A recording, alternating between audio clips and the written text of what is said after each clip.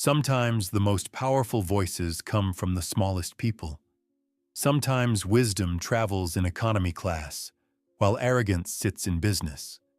And sometimes on an ordinary Tuesday morning flight from New York to San Francisco, a 12-year-old girl changes everything with just 7 words, spoken in 7 different languages.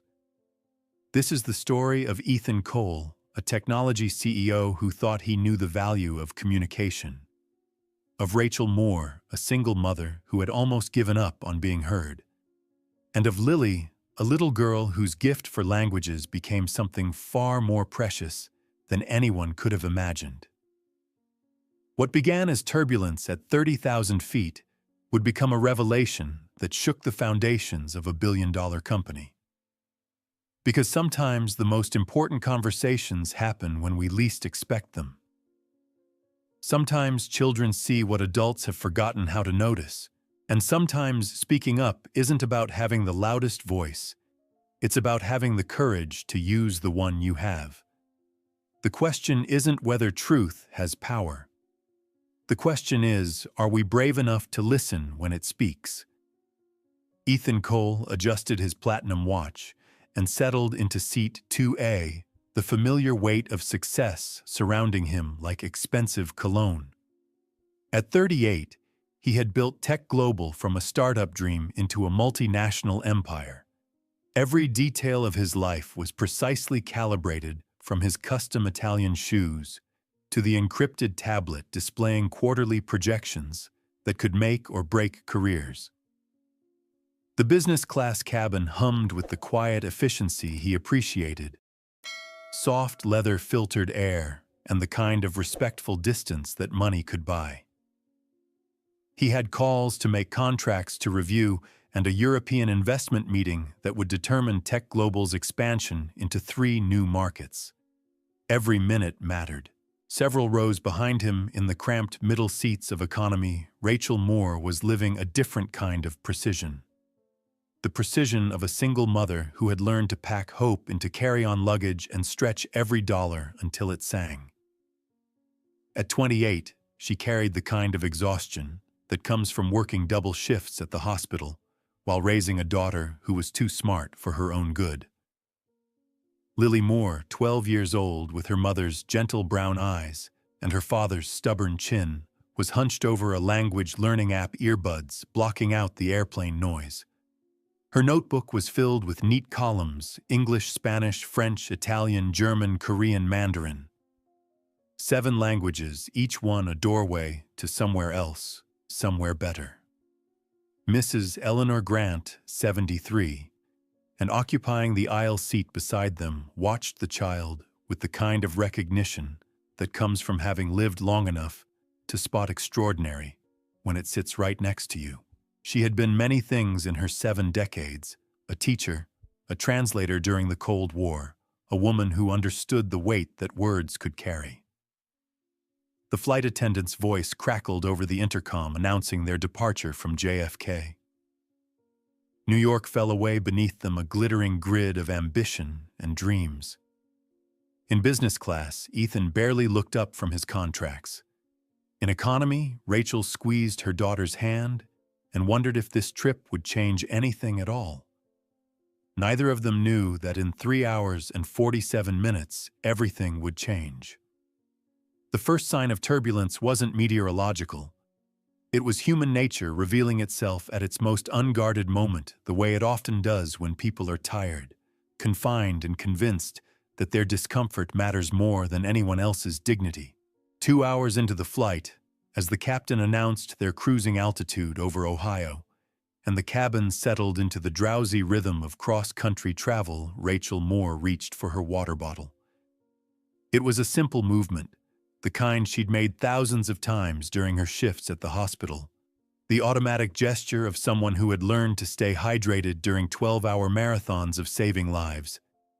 But airplane aisles are unforgiving spaces designed for efficiency rather than grace, and tired hands sometimes betray us when we least expect it. The bottle slipped. Not dramatically, not with any malicious intent, just the simple physics of exhaustion meeting inadequate grip strength. It hit the armrest with a hollow plastic sound, bounced once, and sent a cascade of water across the narrow walkway, most of it splashing harmlessly onto the airplane's industrial carpeting, but enough reaching the shoes of the man in seat 14C to trigger what would become a defining moment in three people's lives. "Are you kidding me right now?" The voice cut through the cabin's quiet hum like a serrated blade sharp enough to make conversations stop mid-sentence and heads turn toward the disturbance. The man in 14C was the kind of person who wore his importance like cologne broad shoulders that filled his expensive suit jacket a Rolex that caught the cabin light just so, and the particular type of jaw that suggested he was accustomed to getting his way through the simple expedient of speaking louder than anyone else in the room. His shoes, Rachel noticed with the detailed focus that comes from sudden humiliation, were indeed expensive Italian leather with the kind of careful stitching that cost more than she made in a week. The water had barely touched them, a few drops that would dry within minutes and leave no lasting damage. But the man's reaction suggested she had personally committed an act of war against his entire existence. "Do you have any idea how much these cost?" He continued, his voice carrying the peculiar authority of someone who believed that his financial discomfort automatically trumped anyone else's human dignity. "Do you have any concept of what Italian leather means? This is exactly why they should separate." "I'm so sorry." Rachel whispered, the words coming out in the broken cadence of someone who had heard this particular tone of voice before in different places from different men, but always with the same subtext. "You don't belong here. You don't matter enough to exist in my space. Your mere presence is an inconvenience I shouldn't have to tolerate." She was already reaching for napkins, already shrinking into herself, the way she had learned to do when voices got sharp and eyes got cold, when the simple act of being human in public became something requiring an apology. "Sorry doesn't clean Italian leather." The man snapped, his voice rising to ensure that everyone within 6 rows could bear witness to his righteous indignation. "This is exactly why they should separate economy passengers from people who understand how to behave in civilized "Scusi, signore." The voice was small, but clear, cutting through the man's tirade with the surgical precision of someone who had learned that sometimes the most powerful weapon against aggression is unexpected competence. Lily Moore had removed her earbuds and was looking up at the man with the kind of calm that only children and emergency room surgeons possess in moments of crisis. The recognition that panic helps no one, and that clarity of thought is the first requirement for solving any problem. She continued in flawless Italian, her 12-year-old voice carrying the weight of absolute certainty tempered by perfect politeness, telling him that his reaction was completely out of proportion to the accident, that her mother had apologized sincerely, and that a true gentleman would have accepted the apology with grace instead of trying to publicly humiliate her. The effect was immediate and profound. The entire cabin seemed to hold its breath, as if 37,000 feet of altitude had suddenly compressed into a single moment of crystalline silence. The man's mouth opened and closed, like a fish pulled from water, his brain clearly struggling to process the fact that a child in economy class no less, had just delivered what amounted to a masterclass in dignified correction, telling him in his own language that his reaction was disproportionate to the incident, that her mother had apologized sincerely, and that a true gentleman would have accepted the apology with grace instead of trying to publicly humiliate her. Around them, passengers craned their necks with the instinctive curiosity that humans display when the established order of things shifts without warning. Some recognized enough Italian to understand the exchange. Others simply felt the palpable change in the cabin's atmosphere. The way power had just shifted from the angry man to the composed child. The way dignity had been restored through the simple expedient of someone refusing to accept that loudness equals correctness. From seat 2A, Ethan Cole felt something he hadn't experienced in years: genuine surprise. Not the mild interest that came from unexpected business developments or the strategic satisfaction of outmaneuvering competitors, but the deep, unsettling recognition that he was witnessing something extraordinary. He had caught enough of the Italian to understand what the child had said, not just the words themselves, but the careful construction of her response, the way she had managed to defend her mother while simultaneously offering the man a face-saving exit from his own bad behavior. In 10 years of international business, he had seen grown executives with multiple degrees and decades of experience crumble under less pressure than this little girl had just handled with the composure of a seasoned diplomat.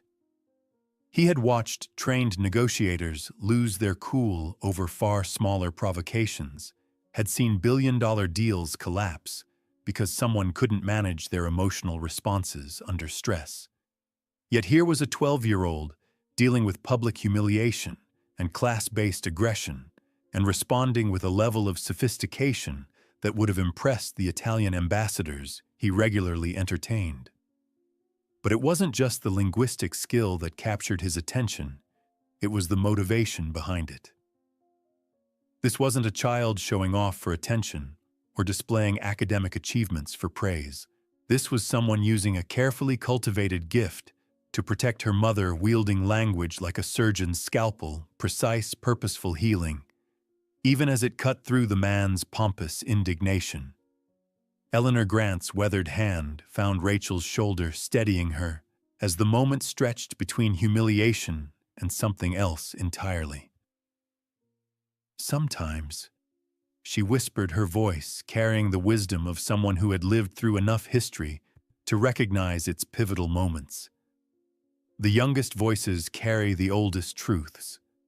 Your daughter just gave that man a lesson in humanity that he'll remember longer than any business meeting. The man in 14C, suddenly robbed of his righteous indignation by a child who spoke his language better than he did and understood the principles of courtesy more clearly than he demonstrated, mumbled something that might have been an apology and retreated to his seat like a general who had discovered his army was outflanked by superior strategy rather than superior force. The cabin slowly exhaled, conversations resuming like water, finding its level after a stone has been thrown, but the atmosphere had changed. Several passengers smiled at Lily with the kind of approval reserved for someone who has stood up for what's right, while others looked at Rachel with newfound respect. Not pity for a woman who couldn't afford first-class tickets, but admiration for a mother who had raised a child capable of such grace under pressure. But Ethan Cole couldn't shake what he had witnessed, something in the precision of the child's response. The careful way she had diffused the situation while protecting her mother's dignity spoke to him on a level that transcended mere linguistic ability. This wasn't just language learning, this was strategic communication of the highest order. The kind of instinctive understanding of human psychology that his company paid consultants millions of dollars to try to teach their executives. He made a decision that would have shocked his board of directors and horrified his assistant, who had spent 3 years training him never to deviate from flight protocols that kept him safely insulated from the chaos of ordinary human interaction. Standing from his first-class seat, he walked the length of the cabin to economy class, his expensive shoes whispering against the narrow aisle as he navigated past sleeping passengers and flight attendants preparing the afternoon beverage service. "Excuse me," he said softly to Rachel, who looked up with the wariness of someone who had learned through bitter experience that when powerful men approached, it rarely ended well for people like her. Her first instinct was to check that Lily was still safely beside her. Her second was to mentally inventory anything they might have done wrong that could have attracted unwanted attention. "I couldn't help but overhear what just happened. Your daughter..." That was remarkable. Rachel's hand instinctively moved to Lily's shoulder, a gesture that was both protective and proud, the complex mix of emotions that single mothers know well when the world finally notices their children for the right reasons. She's special, she said carefully, the words carrying the weight of a mother who had fought for years to have her child's gifts recognized in a world that often overlooked them because they came wrapped in the wrong economic circumstances. Ethan knelt in the aisle, bringing himself to Lily's eye level, a gesture that cost him his dignity in the currency of corporate hierarchy, but bought him something far more valuable, the attention of someone who was clearly far more observant than her years suggested. The move surprised Rachel, who had expected him to remain standing in the position of authority that his obvious wealth and status normally commanded. "What you did back there," he said, speaking directly to Lily with the same respect he would show to a fellow CEO. "That took courage and skill. More skill than most adults would have shown in the same situation." "How many languages do you speak?" Lily regarded him with the careful assessment of someone far older than her 12 years, her dark eyes studying his face with the intensity of someone who had learned to read adult intentions the way other children read picture books. When she answered, it was in Korean, her voice clear and confident. 7. But language isn't just about words. It's about connecting people. Eleanor Grant chuckled, a sound like wind chimes in a gentle breeze, rich with the kind of delight that comes from witnessing something genuinely surprising. "Just like I was at her age," she said, her eyes twinkling with memory. "Except she's already wiser than I was when I had twice as many years and half as much sense." This child understands something that most adults never figure out, that language is power, but only when it's used to lift others up rather than tear them down. Ethan felt something crack open inside his chest, not breaking, but opening like a door that had been sealed too long, letting light into spaces that had grown dusty with disuse.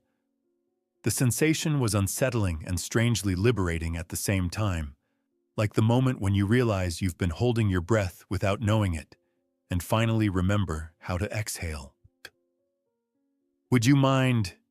he asked Rachel, his usual corporate confidence replaced by something more vulnerable and authentic.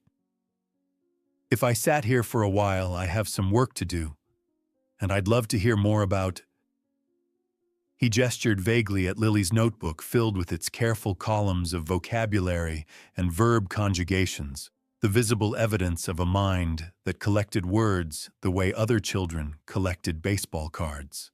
Rachel hesitated, her natural protective instincts warring with curiosity about this man who spoke to her daughter with such obvious respect. In her experience, when men like this one, men with expensive watches and first-class tickets, and the kind of quiet authority that opened doors, took interest in her family, it usually led to disappointment.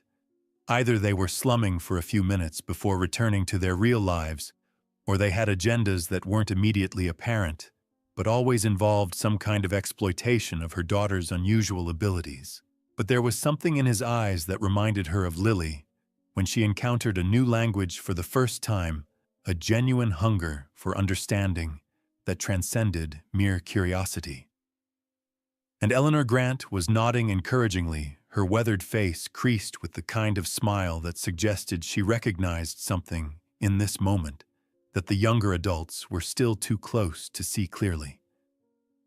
"I suppose that would be all right," Rachel said finally, and Ethan Cole found himself settling into the middle seat of row 17, his tailored suit a stark contrast to the worn fabric around him, his platinum watch catching the cabin light as he prepared to learn that sometimes the most valuable education happens not in corner offices or conference rooms, but at 37,000 feet in conversation with a 12-year-old girl who understood that words were weapons only when wielded with wisdom.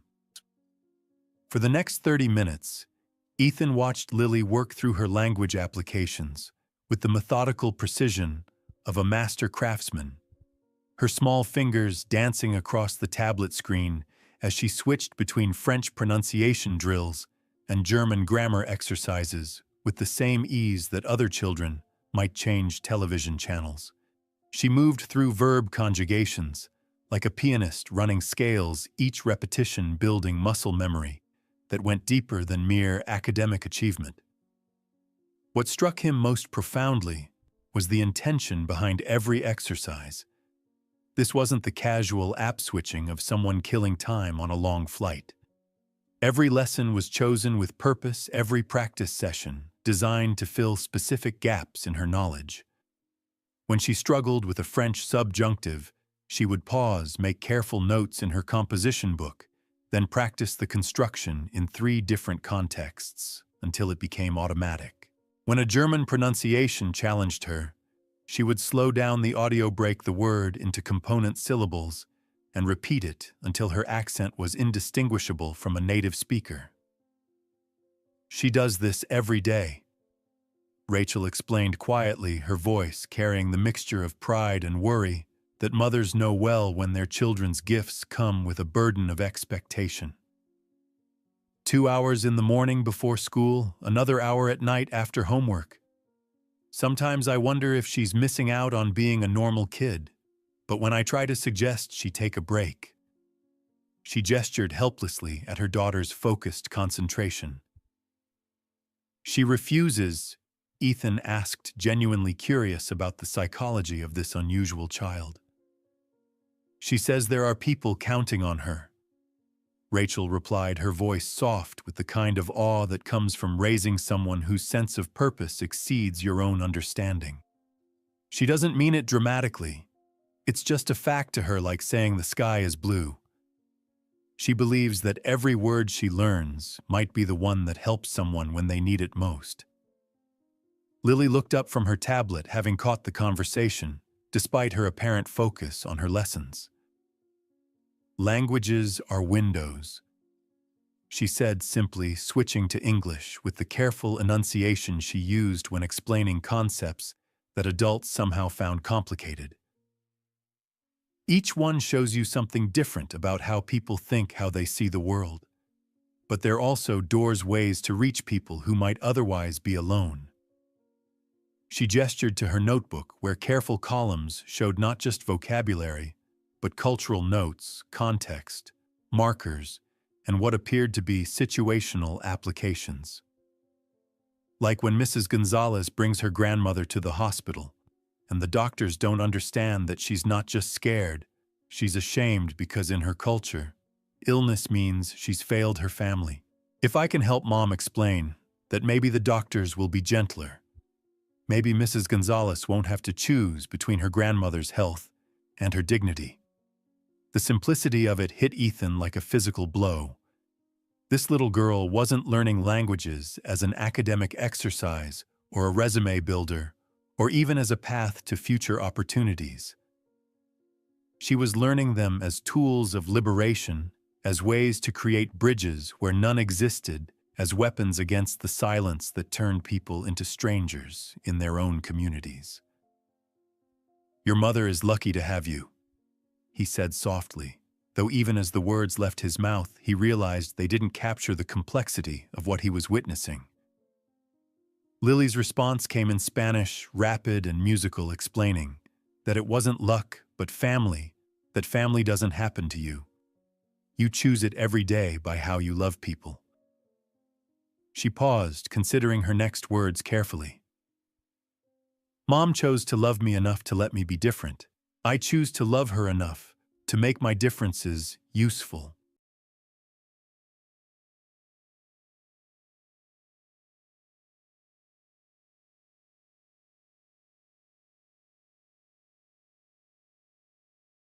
Situations that could reshape the fundamental structure of everything he'd built. The caller ID read, Emergency Protocol, Marcus Chen Sr., VP International. And Ethan felt his stomach clench with the anticipatory dread that comes from recognizing that your carefully constructed world is about to shift on its axis. I'm sorry, he said to Rachel and Lily, noting how naturally they had begun to feel like people he owed explanations to, rather than strangers whose conversation he was briefly interrupting. I have to take this. Marcus Chen's voice crackled through the connection, tight with the kind of panic that experienced executives develop when they realize that months of careful planning are about to collapse due to circumstances beyond their control. Ethan, we have a problem, a big one. The European contract, the Bavarian syndicate deal we've been working on for 8 months, the translation company screwed up. We're not talking about minor errors here. We're looking at potential liability of $47 million. Ethan felt the words hit him like ice water, each syllable carrying implications that cascaded through his mind with increasing urgency. The Bavarian syndicate represented Tech Global's gateway into the German-speaking markets, a partnership that would establish their presence across 3 countries and set the foundation for the next decade of European expansion. This wasn't just another contract. It was the keystone deal that would determine whether Tech Global remained a primarily American company with international aspirations or became a truly global enterprise with the infrastructure to compete against the European tech giants. What kind of screw-up are we talking about? He asked, aware that Rachel and Lily were politely pretending not to listen while obviously absorbing every word of a conversation that was about to become much more relevant to their lives than any of them could have imagined. Legal terminology, Marcus replied, his voice carrying the hollow quality of someone who had spent the last hour confirming bad news from multiple sources. You know how precise German legal language has to be. Every word carries specific implications. Every phrase has to be exactly right, or the entire meaning changes. Well, the German firm we hired made 2 critical errors in translating our liability clauses. Instead of limiting our exposure to technology failures within normal operational parameters, the translation actually makes us liable for all infrastructural damages related to any system we touch. Ethan closed his eyes, feeling the weight of 8 months of negotiations, hundreds of hours of legal review, and the hopes of his entire European expansion strategy beginning to crumble around him. Give me the worst-case scenario. We're talking about everything from server farms to telecommunications networks to municipal systems that connect to our platforms. Marcus continued relentlessly. If they sign this version and there's any kind of technical failure, even something completely outside our control, like a power grid failure that affects our servers, we could be liable for rebuilding half of Munich. The German legal system doesn't mess around with liability language, Ethan. If we sign this as written, we're essentially giving them the right to bill us for infrastructure damage that could theoretically reach into the billions. How long do we have? Ethan asked, though he already suspected the answer would be the kind that transforms manageable problems into existential crises. The signing meeting is scheduled for 10 a.m. Pacific tomorrow, 7 hours after we land. Hans Zimmermann and Klaus Weber are already en route from Frankfurt with their legal team. If we postpone or try to renegotiate, we lose the deal to Bridgetech Industries. Their offer is still on the table, and the Bavarians have made it clear they want this wrapped up by end of week or they're moving on. As Ethan processed the dimensions of the crisis, he became aware that Lily had stopped her language exercises and was looking at him with the focused attention of someone who understood far more than she was supposed to. There was something in her expression, not curiosity exactly, but the kind of concentrated listening that suggested she was processing information and arriving at conclusions that might surprise the adults around her. She addressed him formally in German, her young voice carrying unexpected gravity as she apologized for interrupting, but explained that she had heard what his friend said about the German contract, and it sounded like someone had deliberately altered the liability clauses. Ethan stared at her, his mind struggling to process what had just happened. Not only had this 12-year-old been following his German language phone conversation with apparent comprehension, but she had just suggested something that hadn't occurred to him or his team of experts, that someone had deliberately altered the liability clauses rather than simply mistranslating them.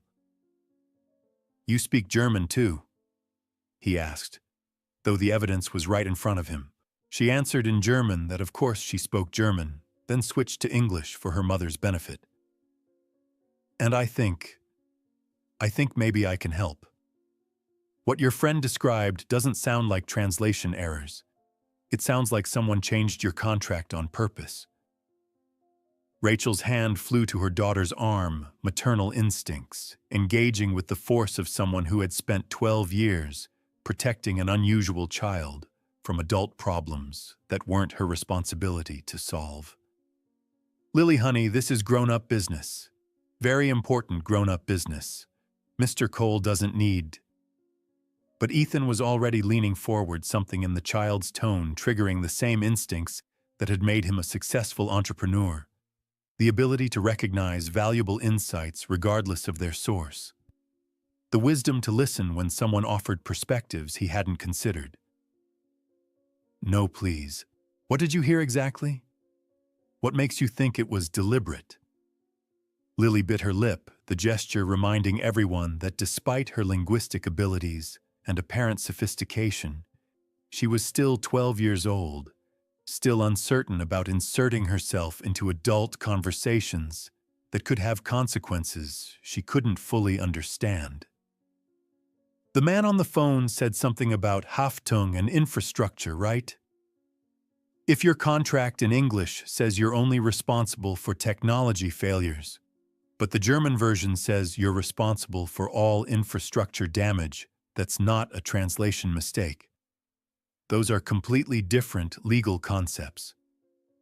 She paused, looking to Eleanor for encouragement before continuing.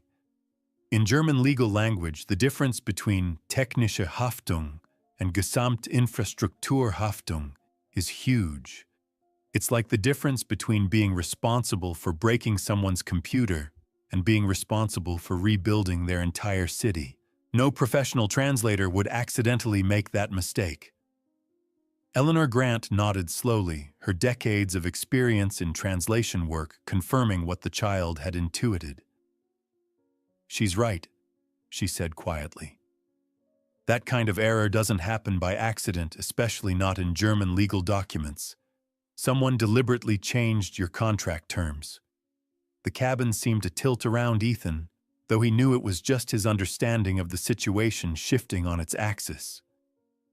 This 12-year-old girl had identified in minutes what his legal team and professional translation service had either missed or deliberately hidden.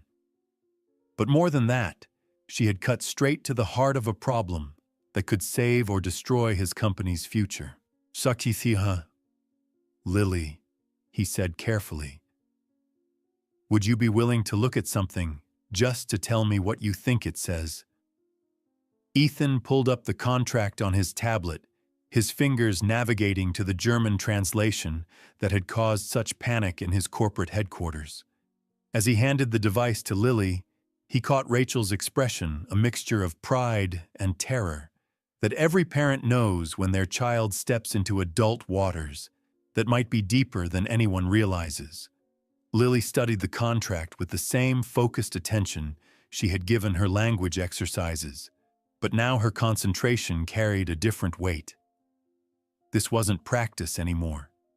This was real-world application of everything she had learned, with consequences that could affect not just her family, but potentially thousands of employees and millions of dollars in international business.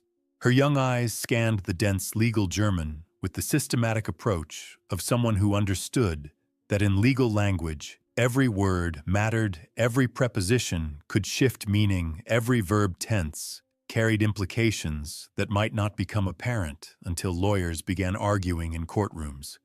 She made notes in the margins, not with a stylus, but with her finger tracing connections and marking discrepancies with the kind of methodical precision that would have impressed the German legal experts who had originally crafted the document. After 10 minutes that felt like hours to Ethan, 5 minutes that felt like an eternity to Rachel, and exactly the right amount of time to Lily, she looked up with the expression of someone who had found exactly what she was looking for and wished she hadn't. "There are 3 big problems," she said, speaking in English, but pointing to specific German phrases with the confidence of someone who understood the material at a level that transcended mere translation. "This first section here, Gesamtinfrastrukturhaftung ohne Begrenzung, that means unlimited liability for all infrastructure. But when I look at your English contract," she scrolled to the corresponding section, her finger tracing the relevant passage. "Your English version says, limited liability for direct technical damages only. Those aren't just different, they're complete opposites." Ethan felt a chill that had nothing to do with the airplane's air conditioning. "What else? Here." Lily continued, pointing to another section. "The German version says, Haftung für alle Folgeschäden einschließlich Betriebsunterbrechung und Infrastrukturausfall. That means you're liable for all consequential damages, including business interruption and infrastructure failure. But your English contract specifically excludes consequential damages. Again, complete opposites." Eleanor Grant leaned forward, her translator's instincts engaged by the technical precision of what the child was revealing. "That's not just bad translation," she said grimly. "That's contract sabotage." "There's more." Lily said, her voice carrying the weight of someone who had discovered something even worse than what she'd been asked to find. "This third section is the most dangerous. In German, Tech Global übernimmt die volle Verantwortung für alle Systemausfälle und deren Auswirkungen auf die öffentliche Infrastruktur. That means Tech Global accepts full responsibility for all system failures and their impact on public infrastructure." She looked up at Ethan with the expression of someone who understood the magnitude of what she was explaining. "Mr. Cole, if you signed this version and there was a power outage that affected your servers and that somehow caused traffic lights to malfunction or hospital systems to go down, they could make you pay for fixing the entire city's infrastructure. It's not just about your technology anymore. It's about everything your technology touches, even indirectly." The implications cascaded through Ethan's mind like dominoes falling in carefully orchestrated sequence.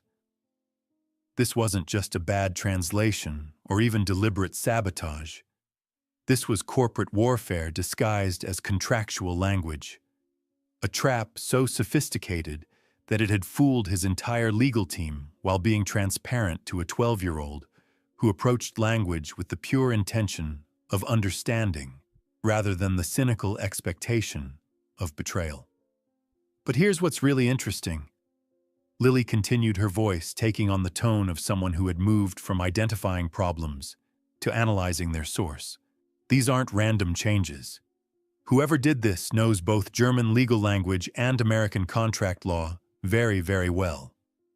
They knew exactly which phrases to change to create maximum exposure while making it look like plausible translation errors."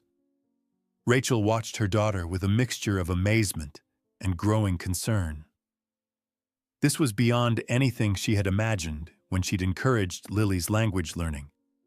This was her 12-year-old analyzing international corporate sabotage with the sophistication of someone who should have been worrying about math homework and middle school social dynamics. "Lily," Ethan said carefully, his mind racing through the implications of what she had discovered. "Would you be willing to help me tomorrow to come to the meeting and observe?"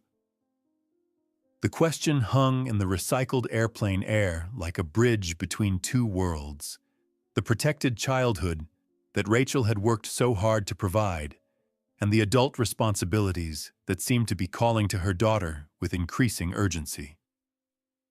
Rachel's protective instincts flared immediately, every maternal alarm bell ringing with the force of someone who had spent 12 years shielding her child from adult problems that shouldn't be her burden to bear.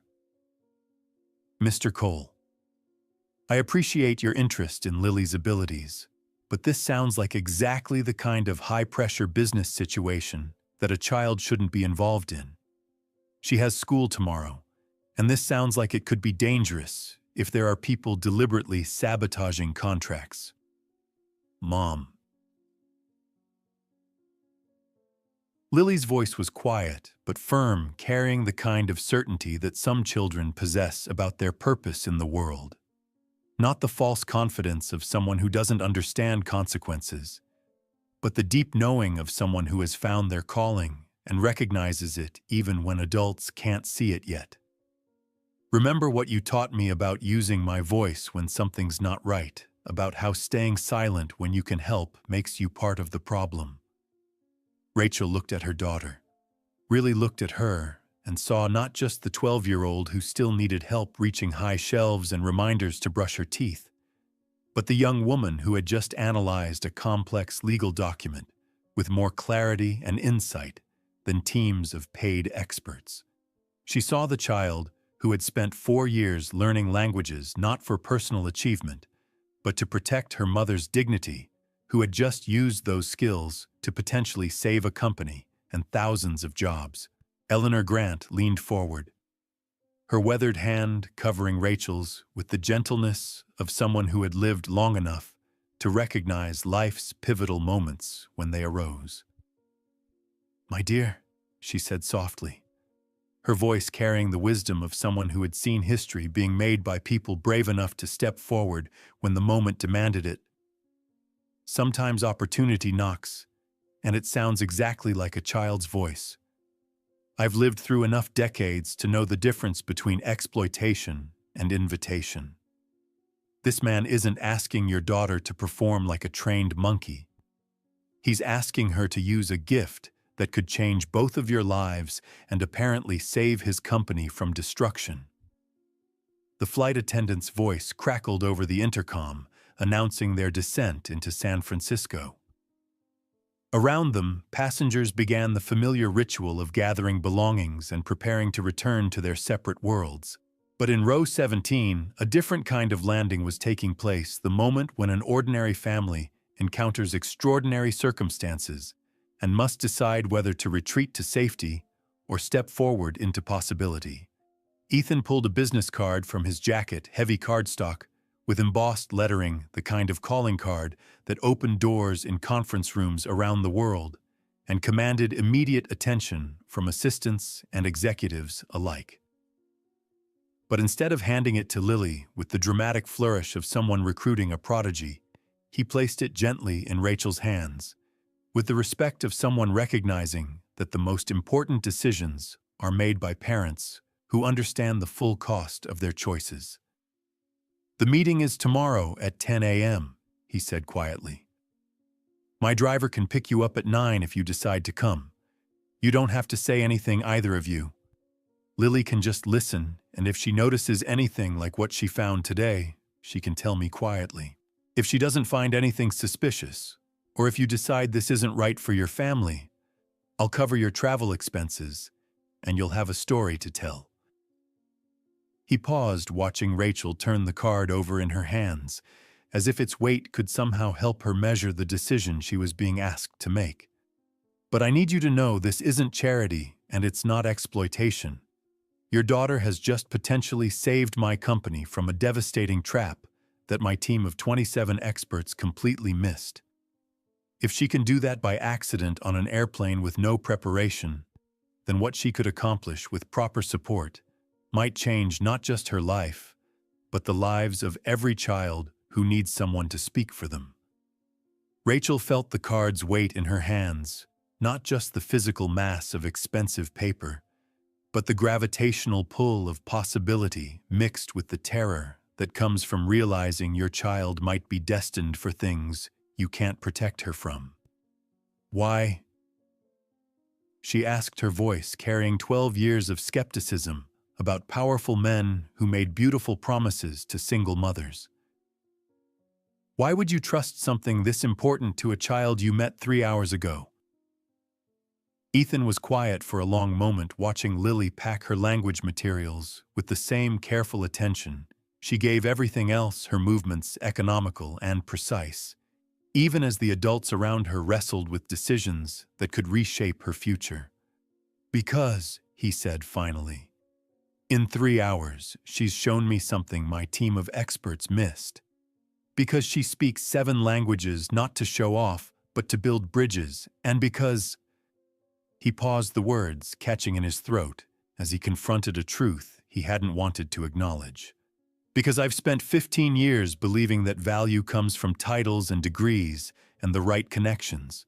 Maybe it's time I learned that value comes from seeing clearly and speaking truthfully, regardless of age or economic status, or any of the other ways we sort people into categories. The Tech Global Conference Room occupied the 34th floor of a glass tower that pierced San Francisco's morning fog like a silver needle. Floor-to-ceiling windows offered a panoramic view of the bay, while the mahogany table reflected the serious faces of men and women whose decisions moved millions of dollars with the stroke of a pen. Ethan sat at the head of the table, his usual position of authority feeling different today. To his right sat Hans Zimmermann and Klaus Weber from the Bavarian Syndicate, 2 men whose handshakes could make or break Tech Global's European expansion. To his left, his senior staff, Marcus Chen legal director Sandra Martinez, and 3 other executives whose combined experience totaled over a century in international business. And in the corner, in 2 chairs that hadn't been there yesterday, sat Rachel and Lily Moore. Rachel wore the only business outfit she owned, a navy dress she'd bought for job interviews, while Lily had chosen her best school clothes and carried a notebook with careful precision. Before we begin, Hans Zimmermann said in carefully accented English, his eyes moving between the contracts spread across the table and the unusual addition of observers who clearly didn't belong in a billion-dollar negotiation.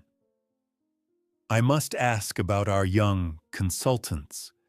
Ethan had prepared for this moment during a sleepless night spent rehearsing explanations that would sound reasonable to international business partners who expected certain protocols to be followed.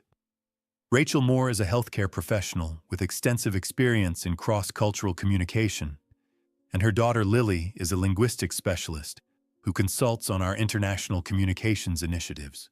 They're here as cultural advisors to ensure we don't miss any nuances in our German language materials.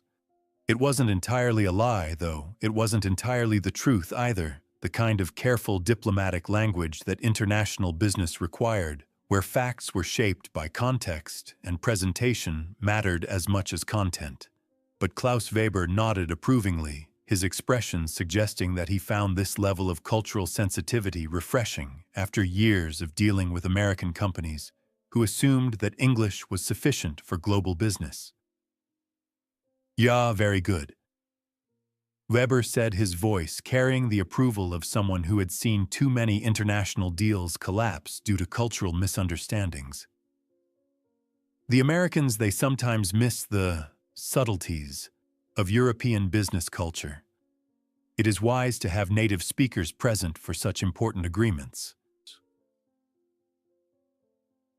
Sandra Martinez spread the contracts across the mahogany table with the reverence of someone handling historical documents.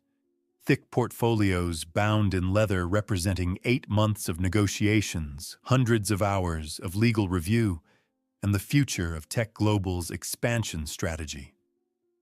Each page had been reviewed by teams of lawyers, each clause analyzed by experts in international business law, each phrase chosen with the precision of someone defusing a bomb.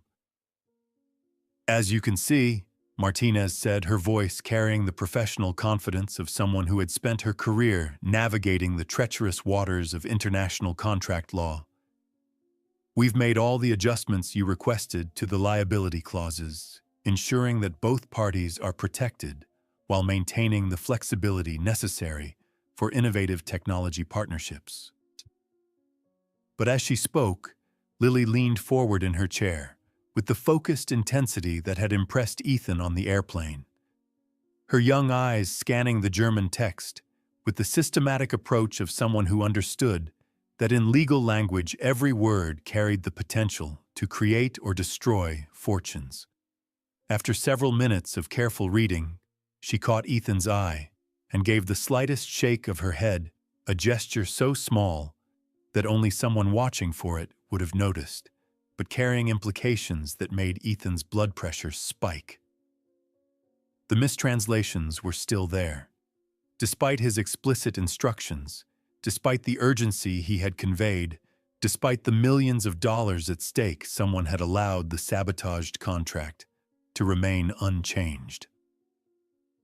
"I'm sorry," Ethan said, his voice cutting through Sandra's presentation with the authority of someone who had just realized he was about to walk into a trap. "But I need to pause for a moment. I believe there may be some discrepancies between our English and German versions that require immediate attention." The room fell silent with the particular quality of quiet that descends when everyone realizes something significant is about to happen. Hans Zimmermann and Klaus Weber exchanged glances, their expressions shifting from polite attention to sharp focus, the look of experienced negotiators who sensed that the carefully choreographed meeting was about to deviate from its script. "Lily." Ethan set his voice gentle despite the corporate tension crackling around the table. "Could you come here, please? I'd like you to review Section 4.3 of the German contract and tell me what you think it says." The request hung in the air like a challenge to everything the room represented, the assumption that expertise came with age, that authority derived from titles, that wisdom could be measured by the cost of one's education. Rachel's heart hammered against her ribs as she watched her daughter stand and walk to the head of the conference table, her footsteps muffled by carpet that cost more per square foot than most people earned in a day. Hans and Klaus watched this development with expressions that shifted from confusion to curiosity to something approaching concern. The idea of asking a child to review complex legal documents in a billion-dollar negotiation was so far outside their experience that they seemed uncertain whether to be amused or offended by what appeared to be either an elaborate joke or a desperate gambit by a CEO who had run out of conventional options. But Lily's voice, when she began reading the German contract aloud, carried none of the hesitation they might have expected from someone her age.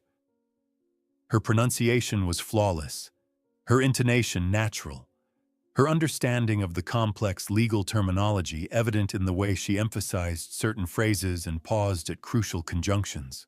She read as if German were her native language, as if she had spent years studying European contract law, as if the dense legal prose was as familiar to her as a favorite bedtime story. When she finished reading Section 4.3, Klaus Weber's face had gone pale, his expression shifting from polite interest to something approaching alarm. "Mein Gott," he whispered, his voice carrying the shock of someone who had just realized he was about to sign his company's death warrant. "Who translated this document? What's wrong?" Marcus Chen asked, though the tension in his voice suggested he already suspected the answer would confirm his worst fears. Lily looked to Ethan, who nodded with the expression of someone giving permission for truth to be spoken regardless of its consequences. The German version says Tech Global accepts unlimited liability for all infrastructure damage, including consequential damages and business interruption costs. She said, her young voice steady despite the magnitude of what she was revealing to a room full of adults whose careers depended on understanding such distinctions. But the English version says liability is limited to direct technical damages, only specifically excluding consequential damages. They're not just different contracts, they're completely opposite legal commitments. Sandra Martinez grabbed both documents, her legal training kicking in as she compared them line by line with the desperate intensity of someone who had just realized her professional reputation was about to collapse around her.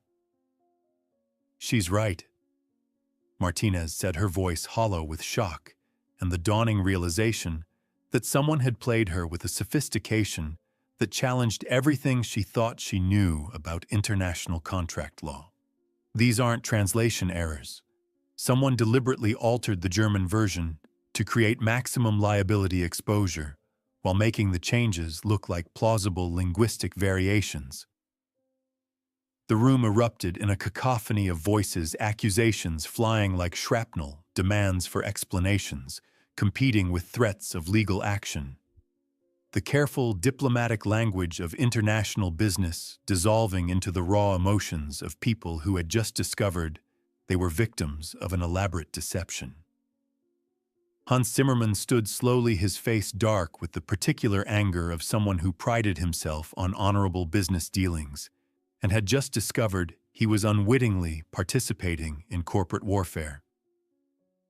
"This is completely unacceptable," he said, his accented English carrying the weight of moral authority. "We came here in good faith, believing we were signing a partnership agreement that would benefit both our companies. Instead, we find that someone has attempted to manipulate us into signing a document that would essentially transfer ownership of our entire infrastructure to Tech Global in the event of any technical failure." But through the chaos of adult voices raised in anger and confusion, Lily stood calmly at the head of the table, watching the executives stumble through the crisis she had prevented with the composed observation of someone who understood that truth once spoken had its own momentum and didn't require additional drama to achieve its effect. 3 hours later, the contracts were signed, accurate translations in both languages, terms that protected everyone involved, and a partnership that would benefit both companies for years to come. The German delegation had departed with expressions of respect and invitations to future collaboration, and the Tech Global executives had finally stopped looking shell-shocked. Ethan found Rachel and Lily in the building's cafeteria, sharing a late lunch at a table by the window.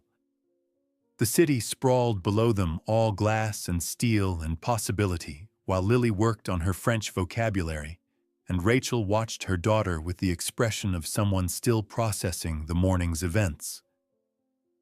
"Mind if I join you?" Ethan asked, carrying a coffee that had grown cold while he spent the last hour in damage control meetings. Rachel gestured to an empty chair, though her posture remained guarded. "I keep waiting for someone to tell us this was all a mistake," she said quietly. "That we don't belong in places like this." Ethan sat down, studying the woman who had raised such an extraordinary child. "Can I ask you something personal?" Rachel tensed but nodded. "You said yesterday that Lily is learning languages so you can have a voice where women are often interrupted. What did you mean?" For a long moment, Rachel was quiet, her fingers tracing patterns on the table. When she spoke, her voice carried the weight of stories she rarely told. "Her father left when she was 3, she said. Said he didn't sign up to raise someone else's genius kid. I was 21, a single mother trying to finish nursing school, and suddenly everyone had opinions about what I was doing wrong. Social workers, teachers, even doctors who should have known better. They all talked around me about me, but never to me. Like I was too young or too poor or too something to know what was best for my own daughter." Lily looked up from her notebook, her young face serious. "That's when I started learning languages," she said. "I thought if I could speak for Mom in every language, then people would have to listen." The simplicity of it broke something open in Ethan's chest. This child had weaponized learning not for personal advancement, but to protect her mother's dignity. She had turned her gift into a shield, her voice into a bridge. "You know, Connor," he said carefully, "Tech Global has been talking about expanding our educational technology division. We've been looking for someone to help us develop language learning programs that actually work, that understand how people really learn. Rachel's hand instinctively moved to Lily's arm, a gesture that had become second nature over the years. Mr. Cole, if you're offering charity— I'm not, Ethan said firmly. I'm offering a job. To both of you. He leaned forward, his usual CEO confidence tempered by something softer, more authentic.